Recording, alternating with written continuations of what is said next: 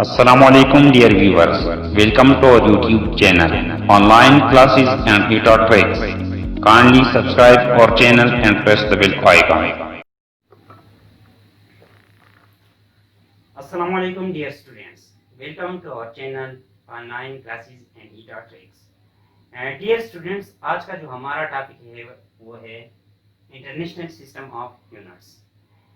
Students 1960 से पहले अगर हम बात करें बिफोर 1960 तो हर मुल्क में हमारे पास जो यूनिट्स थे वो डिफरेंट यूज हो रहे थे। फॉर एग्जांपल हम अगर यहाँ पे मास की यूनिट ले लें तो मास की मुख्तलिफ यूनिट्स है, इस तरह लेंथ की मुख्तलिफ यूनिट्स है। मास के मुख्तलिफ यूनिट्स में हमारे पास किलोग्राम है, ग्राम है, मिलीग्राम है। इस तरह लेंथ की यूनिट में मीटर है, किलोमीटर है, सेंटीमीटर है, इंचेस है, फीट है। तो हर कंट्री जो है वो अलग अलग सिस्टम ऑफ यूनिट्स यूज कर रहा था। तो फिर जब रिसर्चर्स या साइंटिस्ट एक मुल्क की दूसरे मुल्क से राबिता करते थे तो वहां पे कंफ्यूजन आ जाती थी। कौन सी कंफ्यूजन?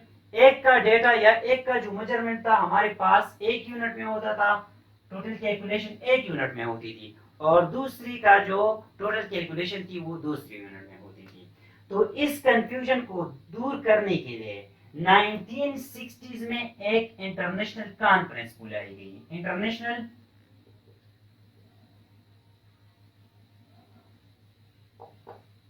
कॉन्फ्रेंस बुलाई गई और वहां पे हर मुल्क के मुख्तलिफ साइंटिस्ट ने शिरकत की और उसको नाम दिया गया इंटरनेशनल कमेटी ऑफ साइंटिस्ट।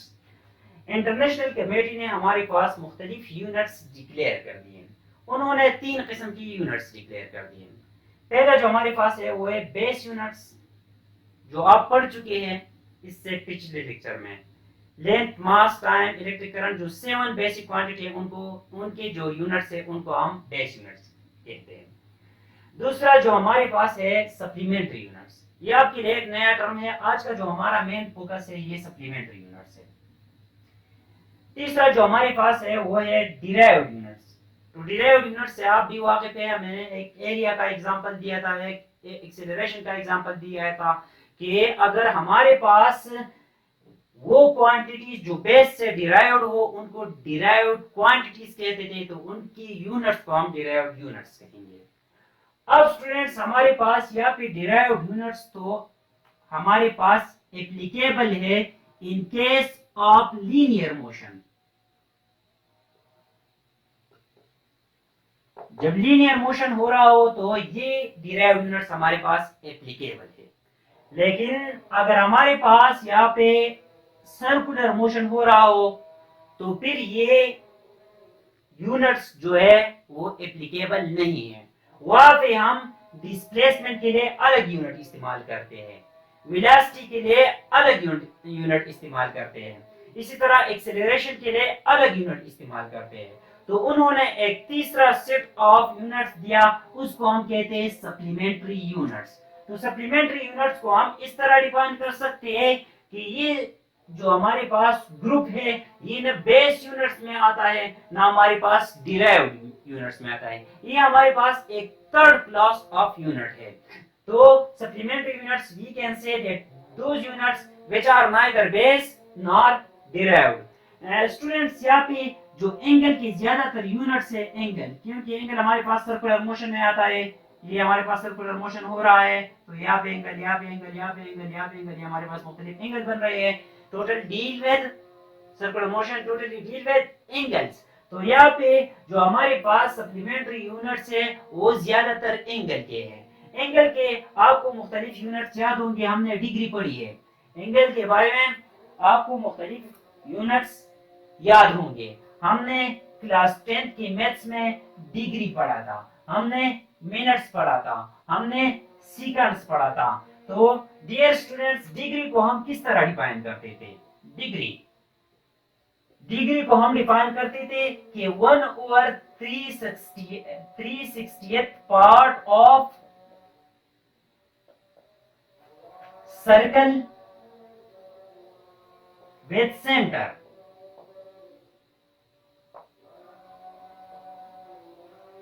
जब एक सर्कल को हम 360 पार्ट में डिवाइड करें, यहाँ पे 1 2 3 4, तो ये हर एक हमारे पास 1 डिग्री आ जाती है।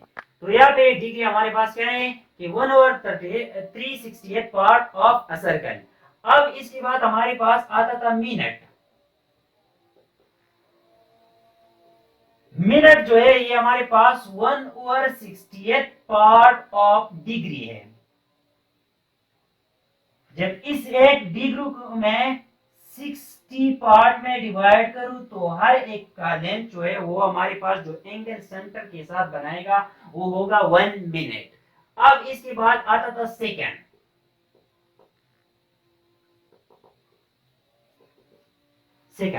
तो यहाँ पे ये फर्दर इसका 1/68 पार्ट है, 1/68 ऑफ मिनट। तो अब डियर स्टूडेंट्स, एक रिवॉल्यूशन में या एक सर्कल में हमारे पास 360 डिग्रीज होते हैं। अगर इन डिग्रीज को मैं कन्वर्ट करूं मिनट्स में तो हमारे पास आ जाएगा 360 मल्टीप्लाई बाई 60 मिनट्स। और अगर इसको मैं कन्वर्ट करूं सेकंड्स में तो यहाँ पे हमारे पास आ जाएगा 360 मल्टीप्लाई बाई 60 मिनट की जगह मल्टीप्लाई बाई 60 सेकंड्स। अब डियर स्टूडेंट्स, हमारा जो मेन टॉपिक है उस पे आते हैं, रेडियन। डियर स्टूडेंट्स, एक होता है हमारे पास प्लेन एंगल और एक होता है सॉलिड एंगल। एक होता है प्लेन एंगल और एक होता है सॉलिड एंगल। प्लेन एंगल हमारे पास जो है ये 2 डायमेंशन एंगल है। आप सपोज कर ले एक सर्कल ले ले, यहाँ पे एक सर्कल ले ले। यहाँ पे हमारे पास 2 डायमेंशन है, एक है एक्स एक्सिस, एक है वाई एक्सिस। इसका मतलब है प्लेन एंगल। प्लेन एंगल से मुराद क्या है? 2 डायमेंशनल। यहाँ पे मैं 2D भी लिख लेता हूँ, 2 डायमेंशनल।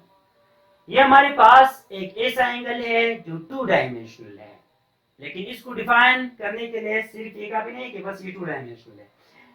हम इसको इस तरह डिफाइन करते हैं कि हम एक आर्क इतना ड्रा करें। यहाँ पे जो रेडियस है ये हमारे पास है r। अब इस सर्कल के साथ इतना आर्क ड्रा करें, ये हमारे पास हो गया आर्क। आर्क हमारे पास क्या होता है? अ पोर्शन ऑफ सर्कमफेरेंस। ये एक आर्क है, ये हमारे पास दूसरा आर्क है, ये तीसरा आर्क है, ये चौथा आर्क है, ये आर्क है, ये आर्क है, ये आर्क है। तो हम एक ऐसा आर्क ड्रा करें जिसका लेंथ बराबर हो इस सर्कल की रेडियस का। ये आर्क ए बी, लेकिन इसका जो लेंथ हो वो रेडियस के बराबर हो। तो ये आर्क जो सेंटर के साथ एंगल बनाता है उसको हम कहते हैं 1 रेडियन। यहाँ पे डिफिनेशन पे आ जाते हैं। अब plane angle made by an arc. Plane angle तो आपने पहचान लिया कि प्लेन एंगल हमारे पास क्या होता है। प्लेन एंगल 2D एंगल होता है, वहां पे हमने शो किया। Plane angle made by an arc, एक आर्क ने बनाया है। कौन से आर्क ने? आर्क ने बनाया है, कहां पे बनाया है? At centre. यहाँ पे सेंटर पे एंगल बन गया है, लेकिन वो आर्क कितना है? Which is equal to radius of the circle. वो आर्क बराबर है रेडियस ऑफ द सर्कल की। तो यहाँ पे 1 रेडियन हमारे पास एंगल आ गया। अब हम प्रूव करने जा रहे हैं कि 1 रेडियन कितने डिग्रीज के बराबर होता है। स्टूडेंट, यहाँ पे हमारे पास है कि अगर लेंथ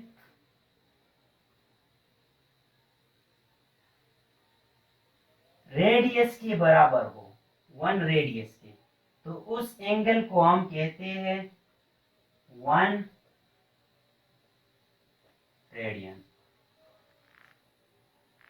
अगर लेंथ ऑफ आर्क बराबर हो 1 रेडियस के तो उस एंगल को हम कहते हैं 1 रेडियन। अब अगर ये पूरा सर्कल जो है कंप्लीट हो जाए तो वहां पे हमारे पास लेंथ क्या आ जाएगा? circumference of circle, circumference of circle, circumference of circle बराबर होता है 2 पाई आर, जो आपने याद रखनी है। अब यहाँ पे सर्कल कंप्लीट हो जाए 2 पाई आर, सरकमफेरेंस कंप्लीट हुआ, लेंथ हमारे पास क्या चलेगा 2 पाई आर, तो एंगल हमारे पास क्या आ जाएगा, एंगल हमारे पास क्या आ जाएगा। तो यहाँ पे एंगल फाइंड करते हैं कि हमारे पास एक सर्कल में कितने रेडियंस होते हैं। तो by cross multiplication we can get this and this. Cross multiply करें, x multiply by r equal to 2 pi r, 1 multiply by 2 pi r equal to 2 pi r, x multiply by 1 r, x multiply by r। अब हमने क्या find करना है, हमने x find करना है। तो x हमारे पास क्या आ जाएगा, x इक्वल टू यहाँ पे 2 pi r radian, 2 pi r radian, 1 radian multiply by 2 pi r। अब x is equal to r को उस साइड पे शिफ्ट करें, तो 2 pi r divide by r into radian, ये r और r कैंसिल हो जाएगा, हमारे पास x आ जाएगा 2 पाई रेडियन। इसका मतलब क्या है कि जब एक सर्कल कंप्लीट हो जाए तो हमारे पास रेडियंस कितनी होगी, 2 पाई रेडियंस होगी, एंगल टोटल हमारे पास 2 पाई रेडियंस होगा। मतलब ये है कि एक सर्कल में हमारे पास 2 पाई रेडियंस होते हैं। अब हमें पता है कि एंगल जो है यहाँ पे अगर हम डिग्री में ले ले तो वो बराबर होता है 360 के, तो x की जगह 360 पुट करें is equal to 2 pi radian. 2 pi को इस साइड पे शिफ्ट करें, हमारे पास आ जाएगा 360 divide by 2 pi equal to radian. 360 divide by 2 pi, pi की वैल्यू हमारे पास है, पाई की वैल्यू है 360 अपनी जगह, 2 पाई की value 3.14 equal to radian. 360 divide by, इस पे डिवाइड कर ले 6.28, इससे आ जाएगा 6.28, 360 डिवाइड बाई 6.28, तो हमारे पास रेडियन बराबर आ जाएगा 57.3 डिग्री इक्वल टू 1 रेडियन। तो ये पॉइंट नोट कर ले कि हमारे पास 1 रेडियन बराबर होता है 57.3 डिग्री, और एक सर्कल में हमारे पास 2 पाई रेडियंस होते हैं। यहाँ पे हमने प्रूव कर लिया कि सपोज अब अगर पूरा सरकमफेरेंस कंप्लीट हो जाए तो हमारे पास रेडियंस कितने आएंगे, तो हमारे पास रेडियंस आएंगे 2 पाई रेडियंस। अब डियर स्टूडेंट्स, हमारा जो दूसरा सप्लीमेंट्री यूनिट है वो है टी रेडियन। वहां पे हमने पढ़ा कि रेडियन जो है वो 2D या प्लेन एंगल है, 2 डायमेंशनल या प्लेन एंगल है। यहाँ पे जो एंगल है इसको हम कहते हैं 3D या सॉलिड एंगल। ये हमारे पास 3D एंगल है या सॉलिड एंगल है। इसका मतलब ये है कि हमारे पास ये एंगल जो है ये 3 डायमेंशनल एंगल है। 3 डायमेंशनल से क्या मुराद है कि हमारे पास इसके जो एक्सिस होंगे वो हमारे पास 3 होंगे, एक्स एक्सिस, वाई एक्सिस और जेड एक्सिस। यहाँ पे अगर आप स्फीयर कंसीडर करें, स्फीयर और सर्कल में ये फर्क है कि सर्कल हमारे पास 2 डायमेंशनल होता है, जबकि स्फीयर जो है वो एक बॉल की तरह होता है। ये मैंने वही बॉल जो है वो शो किया हुआ है, लेकिन वो बॉल यहाँ पे शो नहीं होता, फिर भी आप कंसीडर कर ले कि ये हमारे पास बॉल है। स्टूडेंट्स, स्टेरेडियन हम किसे कहते हैं कि हम यहाँ से इतना पोर्शन काटते, इतना सर्कुलर पोर्शन काटते। आप एक बाल ले ले और वहां से एक सर्कुलर पोर्शन काटते, इतना पोर्शन काटते कि उसका जो एरिया है वो आर स्क्वायर के बराबर आ जाए, आर स्क्वायर के बराबर आ जाए। और वो आर स्क्वायर क्या है, आर स्क्वायर है रेडियस ऑफ दिस स्फीयर, इस स्फीयर का जो रेडियस है उसका स्क्वायर है। फॉर एग्जांपल ये हमारे पास इसका रेडियस है टोटल, तो यहाँ पे जो एंगल बन रहा है ये 160 रेडियन है। यहाँ पे जो एंगल बन रहा है 160 रेडियन है। एक 3 डायमेंशनल स्फीयर आप ले लें, एक सर्कुलर पार्ट उसका काटते हैं, इतना पार्ट हो कि इस सर्कुलर पार्ट का जो एरिया हो वो आर स्क्वायर के बराबर आ जाए। तो ये सर्कुलर पार्ट जो सेंटर के साथ एंगल बना रहा है इसको हम कहते हैं 60 रेडियन। यहाँ पे मैंने लिखा है कि सॉलिड एंगल। सॉलिड एंगल का तो मैंने आपको बता दिया कि ये 3 डायमेंशनल एंगल होता है। जिस तरह स्फीयर हमने ले लिया, 3 डायमेंशनल एंगल है मेड बाय अ सरफेस। एक सरफेस ने बनाया है। ये सरफेस कितना है? With centre of the sphere, centre of sphere के साथ बनाया है, लेकिन कितना है? Such that area of that surface is equal to square of the radius of the sphere. इस सरफेस ने सेंटर के साथ एक एंगल बनाया है, लेकिन इस सरफेस का जो एरिया है वो इस स्फीयर के रेडियस की स्क्वायर के बराबर है।